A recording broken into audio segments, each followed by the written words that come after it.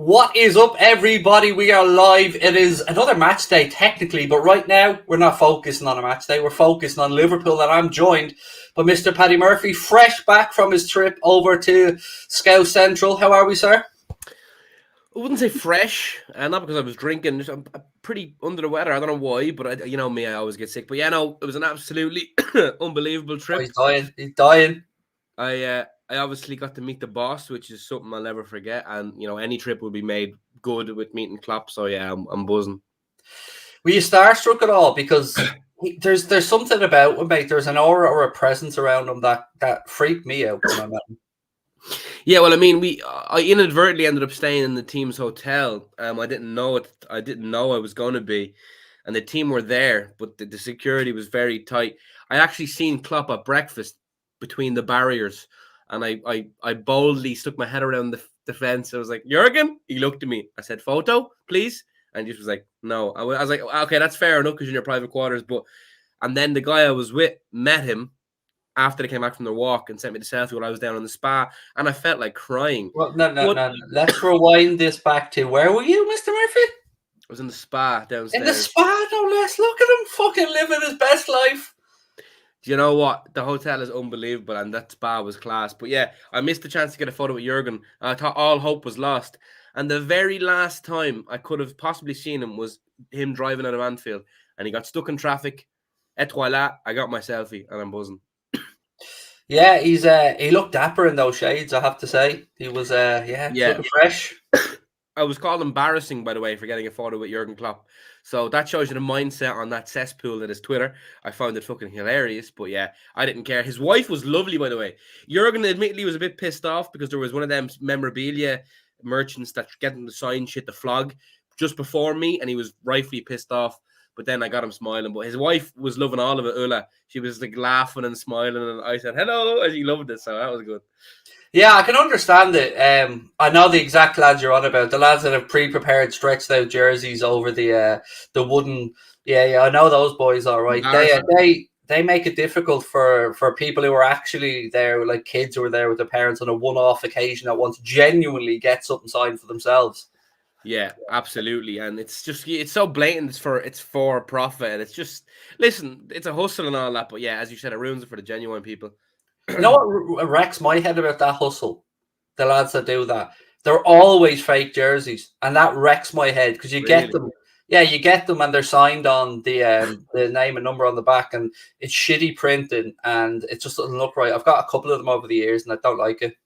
Yeah. It's good to have the signature and all that, but yeah, as I said, that's why he was a bit pissed off in the picture I put on Twitter. But it got like 25,000 likes, so happy days. Thank you, Jurgen. There you go. We love it. Look, ladies and gentlemen, this is the last show of the month that I'm going to be giving you guys the Surfshark ad read. Surfshark, you can get 83% off, 3 months additional free by using the Anfield Agenda link in the description below. Surfshark, the best VPN provider on the market. Uncrackable encryption, the most secure VPN protocols, unlock the world's largest Netflix libraries like the USA and Japan, or get yourself over to Canada like myself and Paddy like to do on a match day and watch the Premier League via your Canadian DAZN account, whatever your heart desires. Surfshark have got you covered. Link in the description below.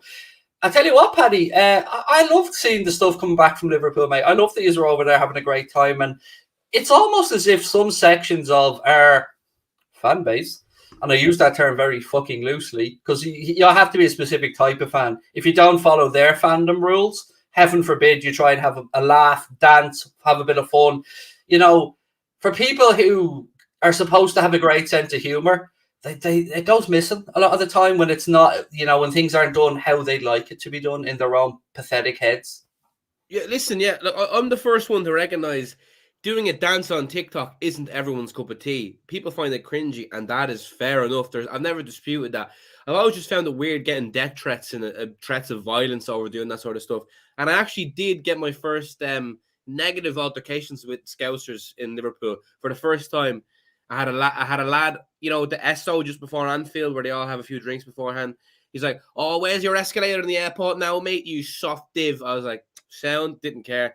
And then some lad in Anfield was like, "Oh, there's," as I said in the match reaction, like, "Oh, there's Paddy Murphy from TikTok, that fat Irish prick." I was like, "Wow." And then, no word of a lie, 10 minutes later, he came down to me and took a video with me. I was like, "That's so bizarre," but Yeah, listen, it's a weird old place. I get it. It's not everyone's cup of tea, but it's not going to stop me. That's for sure. You know what annoys me in that scenario? That it's okay to call you a fat Irish prick. That's apparently okay. But if you were to call somebody a fat Ghanaian prick, as an example, you would rightly be pulled up on it, and rightly so. It's just like, apparently our nationality is okay. I had the same stuff in Orlando, mate, about my nationality, and it bugs me. But apparently it's acceptable to slag us off as Irish people.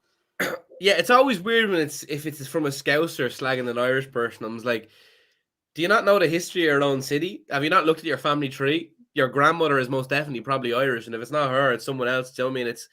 It's bizarre, but it's always the uneducated people. I also had a 13-year-old Everton fan DM me pictures of Sean Cox after his brutal accident. I seen that. You sent that over to us. That was... And you gave him every chance, mate. In fairness, you gave him every chance to back down and take back what he was saying. And look, I don't know if you've seen this as well. I think it was Naby Millionaire or Naby Air or whatever the account is on Twitter, posted up a video of I believe a couple of Liverpool fans of Pakistani origin were walking through Stanley Park, and they were receiving absolute horrendous abuse from Evertonians. Speaking about Heysel and the number of Italians killed, which they got wrong, by the way. They're that fucking thick, they can't even figure out numbers. And then they called him a P word, cunt. That's disgusting, mate. Couple that with what happens to the screens and the bathrooms around Liverpool.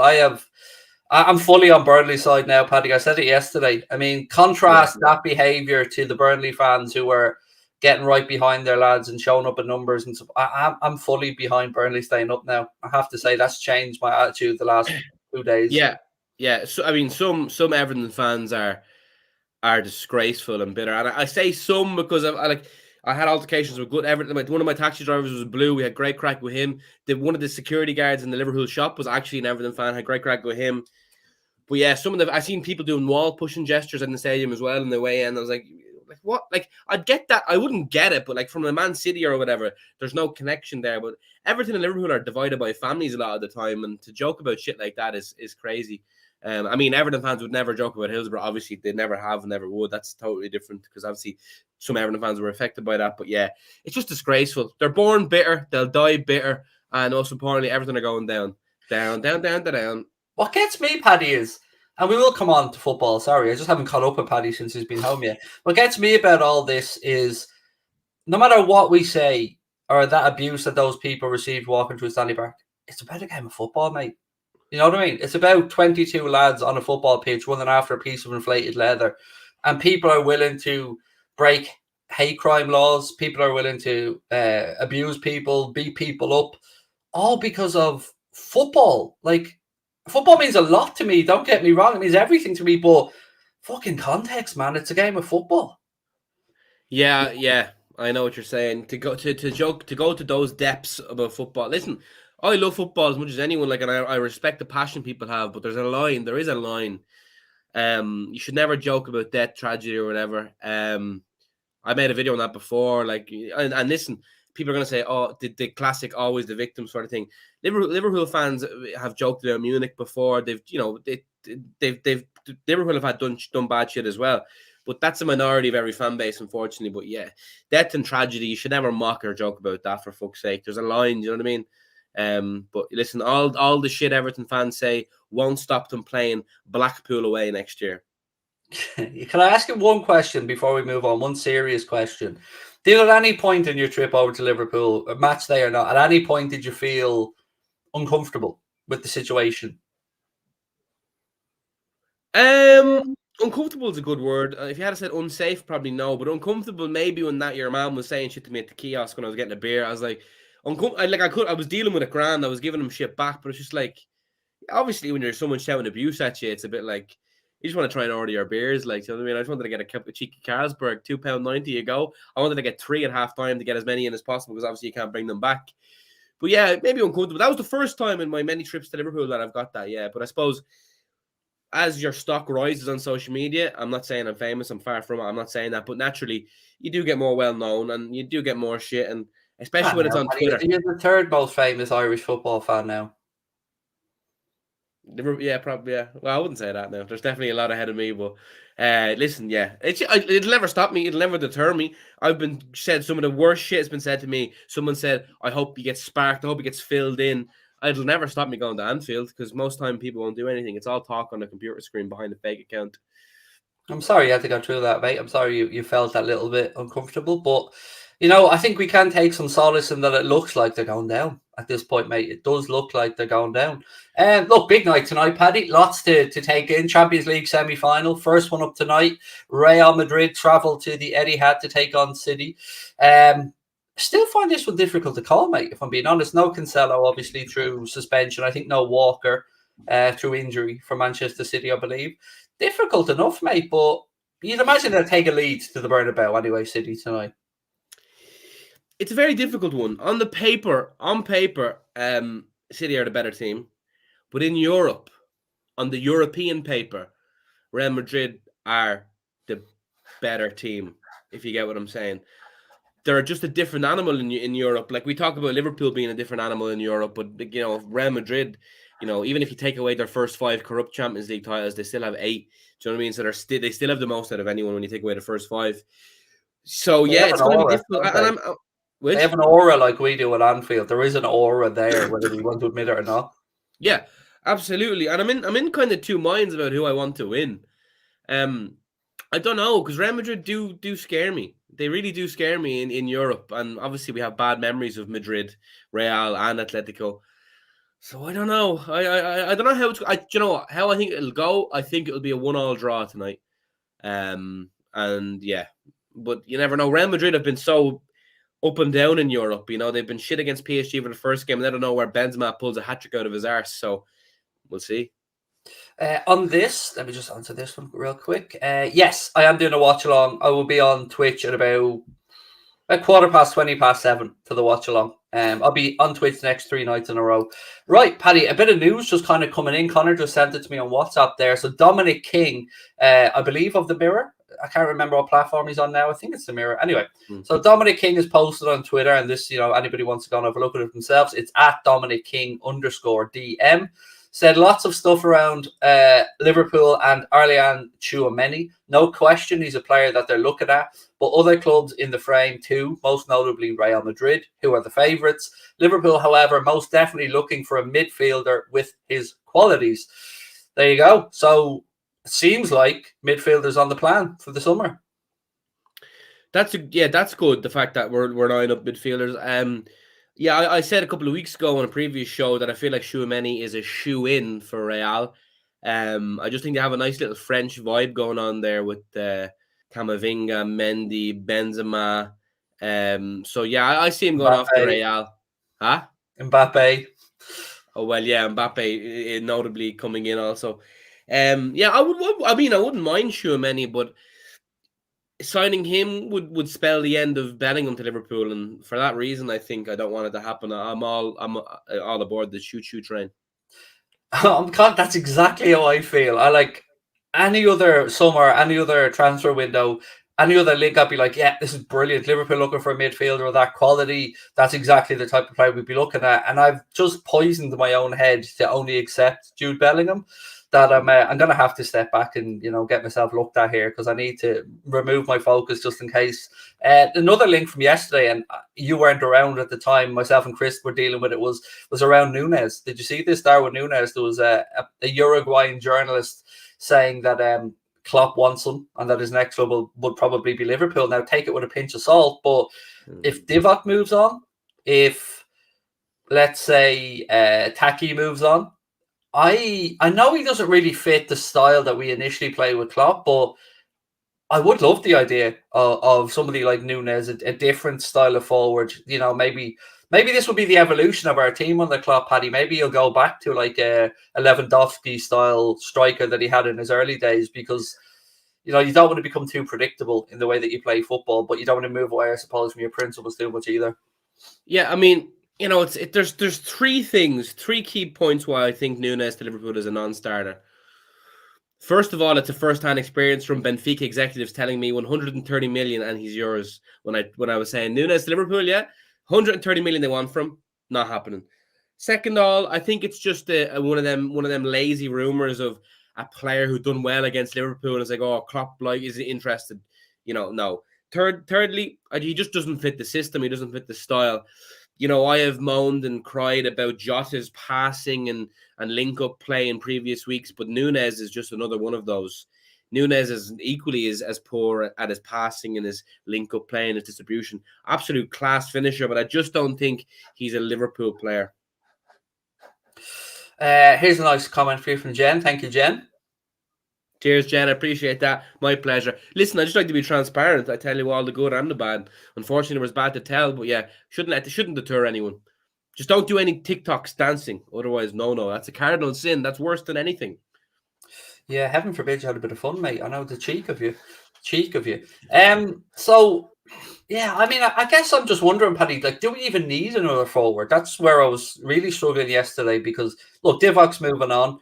He got his Everton moment. God bless him. And I want to ask you how he actually enjoyed that moment, seeing Divock breaking Everton hearts yet again.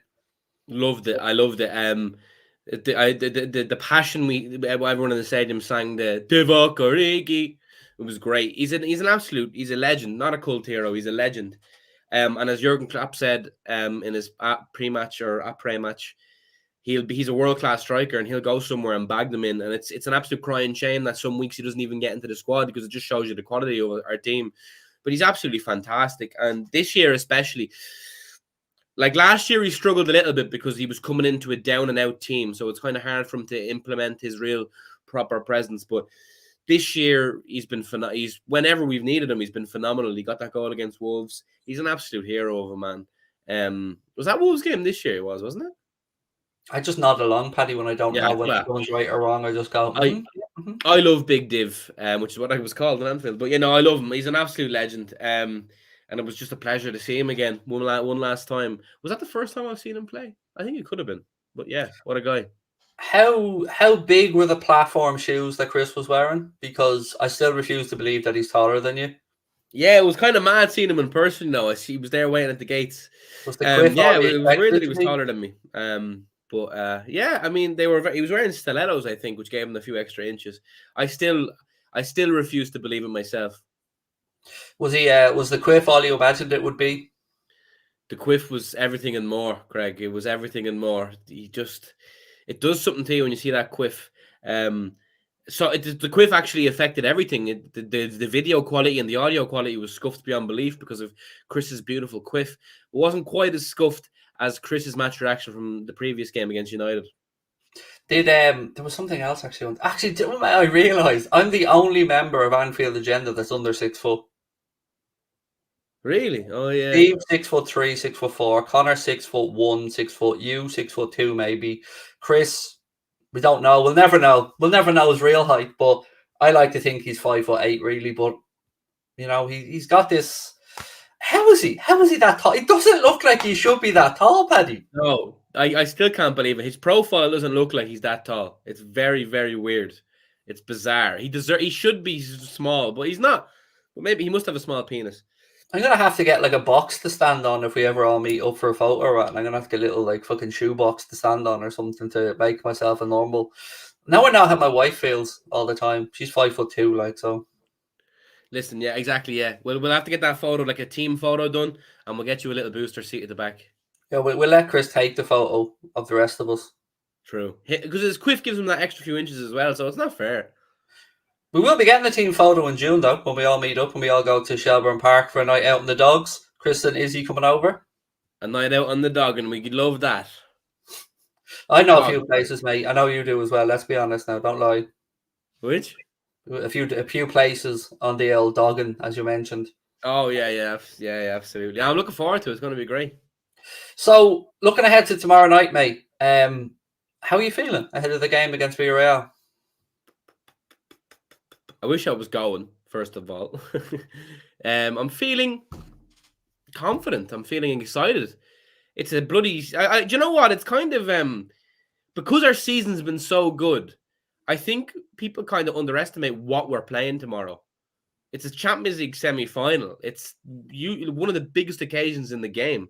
It's such a like I remember the previous semi-finals we played and the buzz coming up to them and everything, but this one's kind of crept up on us because we've had so many big games. We've been in like this big game bubble, and it's like, oh shit, it's semi-final of the Champions League tomorrow. It's just like crept up like a midweek game against Burnley. It's bizarre, but it's a huge game. It's our last game at Anfield this year in Europe, and I really hope every fan that's there tomorrow rocks the place, which I'm sure they will. The cop is going to look beautiful with all the flags, I imagine. It's going to be an unbelievable atmosphere. And listen, I probably have been underestimating Villarreal. It's not going to be easy. We're not going to win 4-0, I don't think. But we could, though. Let's be honest. We could. We're capable of it. That's what. Like, I get where you're coming from, and I get where Chris is coming from. And look, maybe I come across as arrogant here, but we should be expecting to be in Paris at this point. We have to execute it, obviously, but we should be. I think we're favourites, and it's okay to be favourites. If we don't qualify from here, it's going to be a monumental fuck up. Villarreal are a decent side, but Liverpool are a world-class side. Now, Unai Emery is somewhat of a European specialist, so he will set up perfectly for. He will have, and he, as Klopp said in his presser today, he analyzes things to the nth degree. His detail goes beyond the realms of what you could imagine. But we should beat them. Let's be honest, we should beat them. And I think we will beat them tomorrow. But I just don't think it'll be a spanking. But I take a 2-0 now. I wouldn't take a 1-0 now. I think a 1-0 is a bit precarious, but I'd take a 2-0 right now. That was my score prediction, 2-0. Here's my 11 that I'd like to see. Let me know what you think, and I'll give you my reasoning as well. And then I'd like to hear yours if possible. So basically, the back four, I'd have Costas at left back and Canade in beside Van Dijk, obviously. And my reasoning for Costas was actually watching the Everton game, and I'm not expecting Unai Emery to set up exactly as Everton did, of course, but I do expect them to be compact in defence and to try and break a pace. And watching the game, I felt Robbo had more joy in the second half of the game, became a little bit stretched, and I think Costas trying to take on his man or get to wide areas and whipping in crosses will be effective. In midfield, I know you probably you want your NFT midfield, but I'm getting rid of your N out of there and putting in Hendo because, again, I didn't think against Everton that there was the space between the lines for Naby to do his best work, and they didn't have the ball enough for him to press for it to be effective. So I thought when Henderson came on, his relationship on the right-hand side with Trent and with Mo, it just became more fluid and gave us more options to put balls into the box. Just look at the second goal, Hendo ball, edge of the box, far post, Diaz down, Origi to score. So that's my midfield. And then up top, exactly as you would expect, Luis Diaz on the left, Mane through the centre and Salah on the right. Sounds good. For me, obviously, Caoimhín Kelleher in goal. I'm only messing. Alisson in goal. Trent, Van Dijk, Konate. Now, I love Costas. Apparently, he didn't even train, but even without that, I would go with Robertson. I think we need the experience of Robertson as much as I love Costas, especially if you're having Konate in there as well. For me, the midfield, NFT. It's got to be done. I love it. That's my midfield. My fucking midfield. And the front three, exactly as you said, Diaz, Mane, Salah. But by God, does Luis Diaz have to play? He must start. Klopp, please. Klopp, start the man.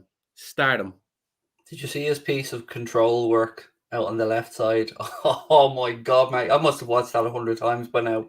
If I was a dinosaur, you'd have to call me Spunkosaurus Rex after I seen that. It was absolutely unbelievable. It was unbelievable. And now people will say, oh, well, he didn't have to do that. Yeah, no shit, mate. He's a footballer. He's a showman. It was absolutely orgasmic. And not just that, he didn't just admire his own work after it. He burst into the penalty area with the ball left-hand side and won us a corner. It was that that substitution from Klopp, I think, really, really changed that game. Signing Luis Diaz is becoming more and more like prevalent every week, like in terms of what he's brought to the team. And I honestly think if we hadn't assigned him, we could have stagnated in some competition. We could have been out. The boost he gave us fans, the boost he gave the team, and the performance he's put in has been incredible. And he is just phenomenal. I love him. I adore the guy. He's breath of fresh air, and he offers us something. He offers us something different. I think that's because did his missus have a baby? I think that's why he didn't train. But look, if Robbo plays, I'm absolutely sound with it. It's like picking one of your kids. You know what I mean? They're both absolutely excellent. But for me, I just think away from home, absolutely, I go with Robertson. But because I think we need to be on the front foot a bit more, maybe I'm just getting a bit biased here, Paddy, because I'm starting to get a bit fed up of Robertson cutting inside. It's really winding me up, and I don't know. I don't know if I'm being overly harsh on him and if I'm not paying enough attention. And maybe Trent's doing it on his side as well, and I'm just not picking up on it. But it's something that I'm going to keep an eye on tomorrow if he plays and see if it's just a bias on my side, if I've gotten it wrong. But I do think I'd like to see him go around the outside a little bit more. Yeah, I mean, I've commented on Robertson a little bit in the last few weeks. I feel like he's definitely not been at his prime best. Like he's been, you know, he hasn't reached though. Defensively, he's been good. In terms of his attacking impetus, it hasn't been quite his usual best. But he's still been good. But I think that's just his own high standards coming up to him. He's still absolutely quality, best left back in the world in my opinion. But I think he has a genuine challenge in Costas, and you know, unlike Trent, who has that right spot and marked down, not like that's his forever. Robertson isn't as solidly. He could easily be pipped next season or something by Costas. But it's good to have that healthy competition in every position. But no, I do love Robbo, defensively class. But attacking, he's stagnated a little bit going forward. But I think that's just to do with him and Mane had that tandem. You know, him and Mane had that connection, almost telepathic connection where they worked with each other. And because Mane's kind of dropped off from the left and now is playing through the middle, it's to learn again with the new players. But I think him and Diaz, when Diaz forms himself on that left side, they will form a new partnership and he will get better. He will get back to his attacking best. Another thing I wanted to speak about was, look, it's easy to maybe explain why Elliott isn't around the squad, or at least we think we have an idea why he hasn't been. But Taki, I'm starting to wonder, is it just a matter of time and he will be sold in the summer, because Klopp really isn't utilising them at all these days. No, and you know what? I think that's just just shows how strong our squad is at the moment. You know, Taki is the cup Messi. I hope we keep him for literally the domestic cups next year. It's a shame for him he doesn't get more game time, but I think it's just indicative to how good our depth is at the moment. Our depth has never been this good, under Klopp. And Taki, unfortunately, just finds himself on the wrong side of the pecking order. How did you have to rub your eyes when Robbo scored to just realise, hang on, am I seeing this correctly? Was that Andy Robertson with a header? I didn't actually know it was him at the moment until I heard it after, obviously. But yeah, first goal at the Kop end as well. And judging by his pictures at the celebration, he was very excited. Yeah, it was a lovely moment. I was delighted for him to get that goal at the Kop end. And what did you make to Alisson taking the piss out of Pickford? That was class. That got a very good reaction in the ground, which was probably the best atmosphere I've been in, by the way. Champions League atmosphere at its peak was probably better, but I think as an overall consistent atmosphere, the derby was second to none, and Pickford's a little prick. I don't know if you've seen the little T-Rex that was thrown around the stands. There was an inflatable T-Rex trying to go to the pitch, but the steward got it. That got a good laugh. Yeah, Pickford's a little mong. Oh, for fuck's sake. Sorry. Apologies. I said it the other day as well. I don't think this could be a cultural thing, by the way. I said that exact word the other day and had to apologise for it, but I don't think people really understand how well used that word is in Ireland amongst friends. Like, yeah, sorry. It is. It's the word I struggle with most not to say. Like, the N word never enters my head to say it, but that word, I call myself it walking around the house if I do something wrong. Like, it's a word that I don't think is as bad as other people. I think it's a cultural thing for us. Yeah, do you know what? I never say it, but I only said it because it's in my head because of you. You've poisoned me. Nah, but listen, I go cabbage. Yeah, I do apologize for anyone who's offended by that. I do apologize. Sorry about that. Yeah, but look, let's be honest. I mean, there's so many words we don't say that we say every day when we speak with our mates, every single day as Irish people. And it could be just that we're dirty-minded feckers who speak with bad language a lot. But yeah, we don't want to offend anybody, obviously. So my apologies as well for me letting it slip the other day. But man, when you're in the heat of the moment, you know, you're running through your brain really quickly trying to figure out what you can say. You know, look at the way, like with you, like, because if there ever was a fella to use that word on, I mean, I think Jordan Pickford's probably it. Yeah, I think the word was made for him, to be fair. He's an absolute gobshite. But listen, yeah. Some people do get offended by it, so for that, I do apologise. But yeah, listen. Moving swiftly on. I say swiftly, we've been talking about it for 5 minutes, so not swiftly at all. I mean, Richarlison brought a different level of antics, shall we say, to his game. He's one of the only men I've ever seen head away a corner and then fall down himself a few minutes later. Or a gust of wind sent him on the ground for 3 or 4 minutes. Like, he's a shithouse, mate, and he's a bad shithouse. Like, their tactics were deplorable. Yeah, they shithouse central. It was embarrassing. It really was. They came to not play football in the game of football, but I suppose they're that shit. They kind of had to do something outside the box. What did you make of the second penalty shout from Gordon when Matip was involved? Because the first one he absolutely dived and the ref was spot on to book him. Second one, it's I understand what Lampard said. I understand where he's coming from to say you don't get them at Anfield. I get it. We might want to admit this or openly say it, but I think that when the referee was playing that through in his head, I think Gordon fucked himself from the first incident, and I think the referee thought this lad has form, and I think that influences thinking that the fact that Gordon dived in the first half. It's the conversation around it is still going, and I just don't understand. Like if it was a decisive moment, perhaps. But do Everton fans think for 1 second that if they had scored that pen, that Liverpool wouldn't have went and scored the other end or won the game no matter what? And it's just pointless. It wasn't a penalty in my eyes. If you look at it, it easily could have been given, but I think the right decision was made if you look at it. But in the heat of the moment, we're probably lucky it wasn't given us against us just based on how it looked. But stop going on about it. You weren't going to win the game no matter what. You could have had 17 penalties and we would have scored 18. You know what I mean? Stop crying. The best stat of the day was definitely Alan's passing. His completed passes, 2 passes completed, both from kickoffs. That's brilliant. Absolute shitter. He was a big shithouse as well. The size of him, and he was running around like a one of them inflatable fellas outside of a car park or a car shop. I mean, we're cringy bastards at the best of times, myself, yourself, and all those content creators. But the Jordan Pickford falling down, getting back up and winking was the most your das Els Avon thing I've ever fucking seen on a football pitch in my life. He's definitely that uncle that thinks he's down with all the cool kids that the family do, isn't he? He's such a twat. You know what? Like, I think he may have woke up without his glasses on and looked at the table the wrong way, and maybe he thought Everton were third from top. The third from bottom. To be that arrogant is embarrassing when you're playing your rivals who are on for the quadruple. You know, it's tone deaf, really. It's embarrassing shithousery. Like, if they weren't on the cusp of relegation, maybe it'd be a bit funny, but yeah, or it was when they were winning, but it's just stupid.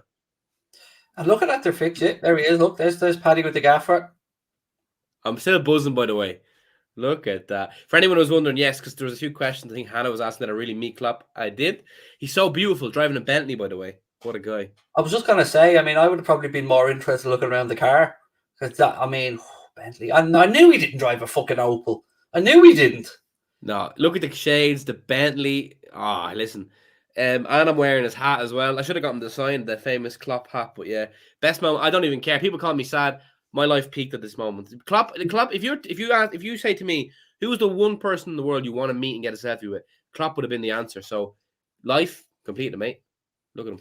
Did you tell him that if he has an Amazon Prime account, he gets 1 free Twitch sub each month? And to use I did. He said, I said, I'm a big fan of you and Craig. Keep up the good work. He said it in German though, but luckily I could speak German. I heard he whispered something. Maybe it was his missus said something about Stonadge as a midget, something along those lines. She did. She said, tell him to stop lying about his height and get that shit haircut cut. Yeah, he's just a Poundland Laturo Martin. And she also said, nonce. Chris is a nonce.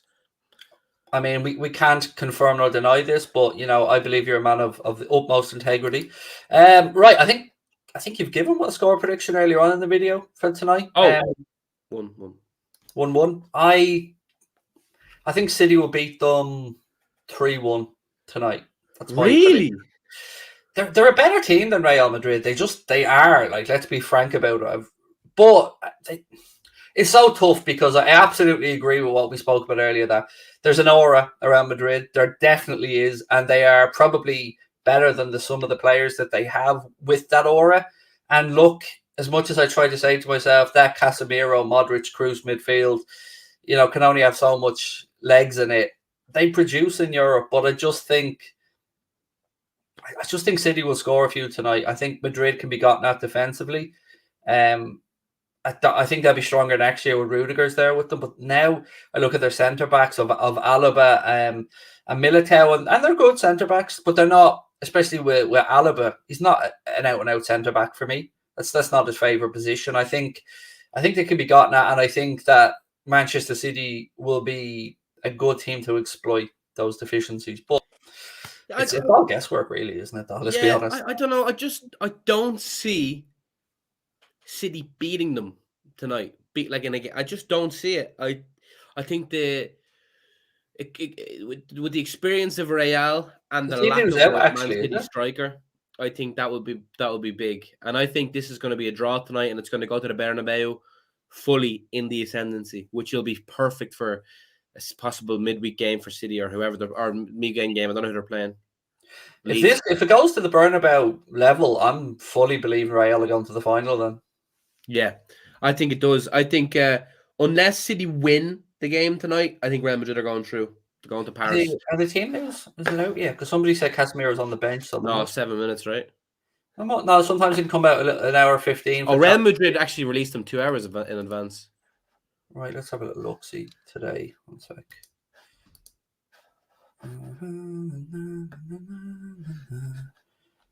I have Reals here. Yeah, shoot if you can, mate. So Courtois in goal, Carvajal at right back, Militao at centre back with they're both confirmed with Alaba, Ferland Mendy at the left, and the midfield three of Kroos, Modric, and Valverde, and a front three of Rodrigo on the right, Benzema through the middle, and Vinny Jr. on the left. Manchester City's is Ederson, John Stones, Ruben Diaz, Emerick Laporte, Alexander Zinchenko, Kevin De Bruyne, Rodri, Bernardo Silva, Riyad Mahrez, Gabriel Jesus, and Phil Foden. So no Raheem Sterling starting there for Manchester City. Shitty. Interesting. Interesting. Obviously, Gabriel Jesus banged in 4 the other day, so he's obviously going to be flying high before he makes his move to Arsenal. That's such a weird. That's a good. Is it a good? I think it's a good sign. It's a good bit of business by Arsenal. I do. I think it's a good bit of business if they get him. Yeah, he's a weird player. He hasn't really had his. He's been used kind of sporadically and as a system player at City sometimes, but it'd be interesting to see how he gets on. Is that right back, by the way? Looking at this graphic for City tonight, really, it's a big. Do you know what? I don't know. I think if Real Madrid don't lose this game tonight, they go through. There's a lot of pace taken out of that team, isn't there? So no Walker, no obviously Cancelo because of his suspension. I do rate Zinchenko though as a player. I like Zinchenko. I think he's very good technically, and he's a hardy little young lad. There's not as much pace really in that City team as I would have normally thought about when I think about maybe them up against some aging, slower players. I don't want to say he's overthinking it again, but maybe needs must with him with no Cancelo and no Walker. Yeah, true. Again, maybe that's the case. They're kind of forced into it, but I'm still conflicted as to who I want to win. I don't know. I feel like a final. I really don't know. I feel like the thought of losing a final to City it fills me with. I can feel the sick building in my stomach.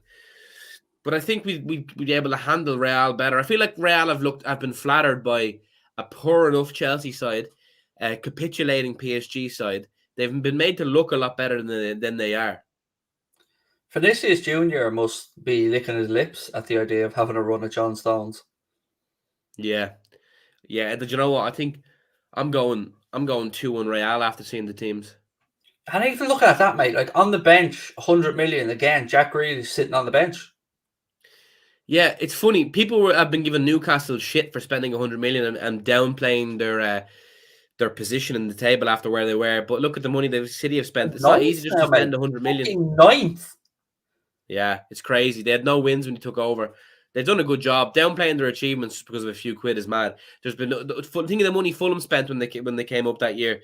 You know, it's not easy. Fair play to them. They're only behind us in the form table. They're ahead of City in this year, calendar year of 2022. Newcastle are only behind us. That tells you how well they've done. It's kind of scary, isn't it? Newcastle for the league next year. It is mad. Like it's gone under the radar, and it kind of made me think twice about our game at 12:30 on Saturday against them. Yeah, that's actually grim. That's actually grim after a Champions League semi-final. It's not going to be an easy game. Low key, if you look at what we've gone through, it beat United, beat Everton. They're two games that normally you'd look out for when the season starts, and in our run-in, we're just swatting these teams aside. It just makes our season even more remarkable for me that the lads are able to consistently just win. I think though, if we were looking, if the roles were reversed and City were going to St James's at 12:30, we'd all be saying they definitely could drop points there. We really would. So I think we need to have our wits about us. A 12:30 kickoff is always a bit of a dire. I think that's going to be a tight game. I think we win. I think we win by 1 goal. I think we win 2-1. I take it right now, mate. I'm always nervous about these 12:30 kickoffs. I don't like them one bit. A lot of unknown names. There he is. There they are. Look, he's fixed it. That's wait. That's what it should be, though. That is what it should be. It's so strange. For those that don't know, Connor's edited that. Chris is taller, but Connor's edited it to make it what we all believe to be the truth. That's completely legitimate. I am bigger. It's just wrong. Like, even Steve being 6'3", 6'4" doesn't sit well with me. Listen, if his unexpected height goes to his height, fair play, but mine went to my penis, so there we are. Again, big Irish nut syndrome as well, Paddy. It's the affliction that we all have to deal with. Now, what was Klopp having for breakfast? I forgot to ask you that earlier on. When you met him, when you had a little peer around the corner. Did they have a nicer brekkie setup than you did? Well, probably the same as us because it's the same hotel, so it's a selection. It's not a set menu. It's a buffet. You get a bit of everything. You can have bacon, you can have cereal, you can have eggs, pudding, sausages, tomatoes, mushrooms. I don't think the lads were lashing into a full English now.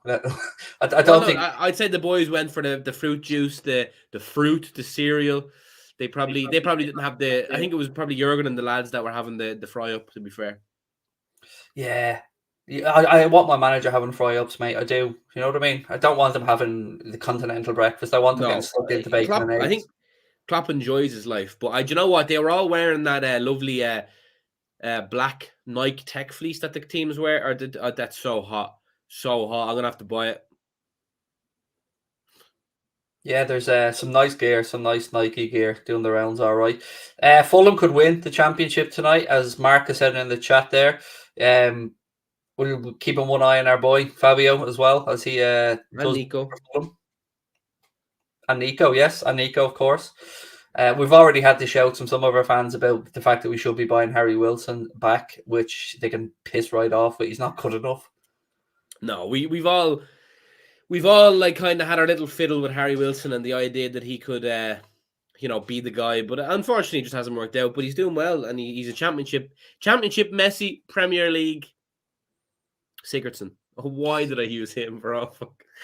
Anyway, moving on. On this one, I don't remember the name. It's on James's Street, the one we stay when we go over. Like, it's not fucking Paddy Murphy standards of accommodation with the team and all. Like, it's I don't know what it's called. It's on James's Street.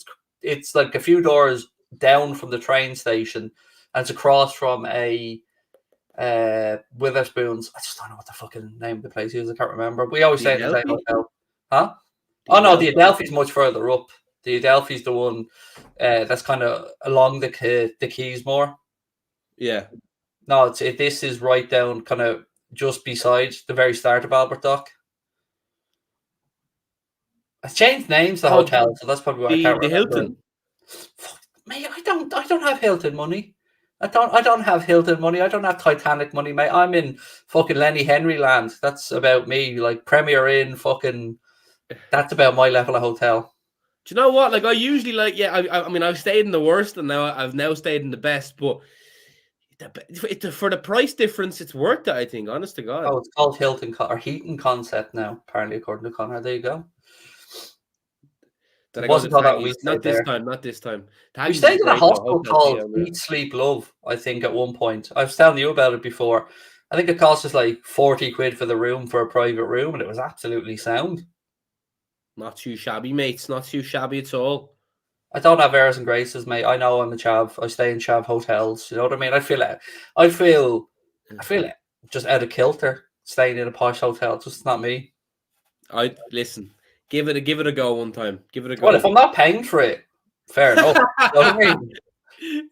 Yeah, fair. I'm still No, showing up yeah. in a hoodie and tracksuit bottoms so you can kiss my ass. That's me. Like, Yeah, true. Yeah, that's true as well. Usually, most times, if you can just have somewhere to sleep, you're laughing. yeah, exactly. Somewhere to sleep, and if it has a vending machine on the landing, fair enough. Do you know what I mean? If I can go out and get Diet Coke in the middle of the night, that's all good. Right. So what else have we've covered that? We've gone through this little talk about the Europa League, Europa Conference League, perhaps before we finish up. Obviously, there's a chance that we could have as many as 9 English clubs in European competition next season if everything were to pan out to plan, which is mental. If you think about it, 9 from a 20-team league. UEFA Europa Conference League Varane. It does have a nice ring to it, doesn't it? It does. It really rolls off the tongue. Yeah, no, it's mad. I hope West Ham win the Europa League because I think Moyes deserves it. He was treated unfairly at United, and I hope Leicester win the Conference League. Why not? I think that's how it'll go. Leicester and West Ham. I think it'll be a West Ham, Leipzig final in the Europa League, and I don't even know who's in the other semi-final outside of Roma and Leicester in the Europa Conference League. I haven't got a clue who's in the other semi. Yeah, neither. I want to say Marseille. But I could be wrong. I don't know. No, I think Marseille are true. Yeah, I'm actually. I do. Is it Marseille Roma? I'm not sure. I don't really care, mate. It's Feyenoord Marseille. Oh wait, Leicester are playing Roma. Oh yeah, I think Leicester will beat Roma. But Rodgers in Europe though, it's a bit of a sticky one still. And you know damn well Mourinho wants that trophy because it's one he hasn't won yet because it's the first year of it. So you know damn well he wants that for his CV as well. So he's going big for this trophy. Yeah, true. Yeah, it's a weird one. I kind of would like to see Roma win it just for Mourinho winning something at them again, and then he can just laugh at United even more. I always find it really funny that the prize for winning the Europa Conference League is to get into the Europa League next season. It just doesn't have the same kind of glitzy glamour as winning the Europa League and getting into the Champions League, does it? Like it really is. It should not be considered. Sorry, yeah, it should not be considered a major trophy if whoever wins it. So yeah, but it'll be interesting to see how it goes. But thankfully, we have to worry about the Champions League and the creme de la creme. Yeah, I would like to see West Ham win the Europa League, though. It'd be lovely to see them in. Oh, look, we've got Rangers, Leipzig in the other semi-final as well. But I'd like to see West Ham get themselves Champions League football, courtesy of winning the Europa League. I'd like to see United finish outside the top 4 then, and then to have 5 English clubs in the Champions League, and United not to be one of them. That would be hilarious. It would be pretty damn good, wouldn't it? They are. I don't even know how to go into it, mate, but like losing to Arsenal 3-1, losing to us 4-0, they are just a capitulation. It's an embarrassment. Oh, one thing I want to talk to you about, because I know you like Antonio Conte. Have you seen the latest links that it looks like it could be Conte to PSG and Pochettino back to Spurs? Yeah, Conte's a filthy. He's some balls, doesn't he? He doesn't give a fuck. No, like it's strange, but I think Conte. PSG's a weird one for Conte. I don't know. Like I don't think could he be the man to finally win in the Champions League though? Maybe. You think the PSG ultras would sit through Antonio Conte football though? Because look, it's effective, but it's not always easy on the eye. Yeah, that's true. And they're losing their main man, aren't they? So the PSG. It's a precarious kind of job at the moment. But yeah, listen, if he gets Spurs 4th, I think they'll thank him and say, right, good luck if he goes. And bring back in the man whom they sacked that had already got them to the Champions League final. It's a mad world, football, Paddy, isn't it? It is a mad world. It is quite bizarre. It's very fickle. People don't stay anywhere. That's why we're lucky we have man like Yegin, We found the gem and we stayed with us, and hopefully he stays much longer. Yeah, I'm starting to build myself up now into believing that he's going to sign a new contract, and that's dangerous territory. I heard a rumor that he's building a mansion a new mansion in the Liverpool area, so that's a good sign if that's true. Is there a joke or is this a No, serious talk? Oh, sorry, I was expecting to have some name that was a pun into one of your jokes, but no, that's true. building a new mansion. I mean, if he wants to stick a little studio in there for Anfield Agenda. I actually mentioned that to him, and he was like, "Ah, yeah, for sure, but not Chris, not allowed." Counter tax write off potentially. Did you give him, Yeah, he said, "Hush, hush, say nothing." Yeah, exactly. We take cash, Bitcoin, whatever. It doesn't matter. Irish luncheon vouchers, anything, whatever will do. One for all. See that slightly off topic here, but Elon Musk buying Twitter. Yeah, it's a bit mad. I don't see how you make money on Twitter, but listen, each their Oh, own. he'll fucking find a way. And one thing that interests me is he's going to make the algorithms open source, so they're transparent. What does that mean? Means that everybody will have access to the code for Twitter. You can see what the code is for the algorithm. So there's nothing hidden. There's no shadow banning. Like anybody who understands code can go read the code, and open source, like OBS, basically. It's open source. Everybody can see it. It's basically just lifting up the hood of the car and showing everyone what's underneath. Pretty cool. I hope it brings in the whole like need an ID to make an account, because that app is. He's been speaking about verifying every human being and working against the bots as well. But here's my question on that. I'm all for some form of making sure it's a human being behind it. But what happens if, let's say, so we verify Mr. Paddy Murphy or Mr. Craig Houlden, we give our passport details, we go in, and someday I call someone a cunt and get banned, let's just say. Is it a ban for life? Is it like, my point of that is like how many strikes before you're out? There's a lot to uncover, but I'm intrigued. We shall see. Hopefully, the first step is verify Anfield Agenda and Mr. Paddy Murphy, please, and Connor, of course. We've decided to take over TikTok instead, mate. Fair. Welcome. Yes, we're enjoying TikTok. It's a bit of fun. If only it was, if only you could monetize it better, it'd be more appealing to me. Yeah, you're preaching to the choir, but it'll come. At what point, as Connor said to me the other day, what point do we end up being called a TikTok fucking channel? I don't like it. Like, if anyone asks me what we do, I can't answer them. I can't say we're YouTubers because we're not technically. You just chat shit about football for a living. That's kind of what I say, pretty much, except for the living parts. I don't make a living from it yet, but we're a just independent media company, I suppose, is probably the right phrase. There you go. Sounds beautiful. Rolls off the tongue. How's your bum? As me, what? How's your bum? My bum is absolutely fine, thank you, Patrick. Good. Yourself? And Connor, as the ticker says, WFM. Yeah, WFM. There you go. Right, I'm going to leg it, get set up on Twitch for this watch along. Mr. PM, what have we got coming up? I was going to do a stream later, but I might not now. I don't know. It's a couple of shit TikToks. I uploaded one earlier on out singing in front of Jurgen's car. That's very cringe, but that's perfect because people will comment that and then I get views. Yeah, that works. There we go. Boom. Right, love it. Thank you to Mr. Paddy Murphy. Thank you to Surfshark, our sponsors. Again, link in the description below to get 83% off and 3 months additional free. I hope to see you guys over on Twitch in about 5 or 10 minutes for What's Along with the Real Madrid Manchester City game. Take care, folks. Talk to you soon. Bye-bye. Bye-bye.